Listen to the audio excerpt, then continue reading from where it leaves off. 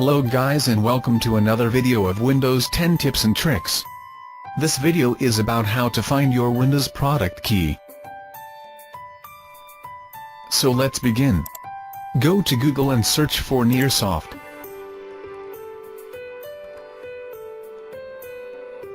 They provide very useful and small utility softwares. Most of them involve password recovery tools, like the one we are going to use today.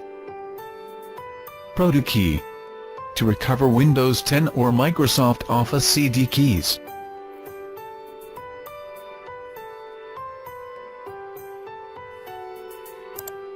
Download links are at the bottom of this page. You can get the software in zip file or Windows format. It's your choice. Click the download link.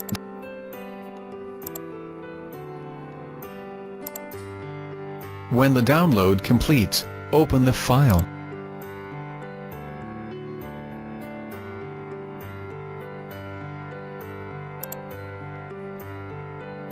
Double-click the application, and then click Run.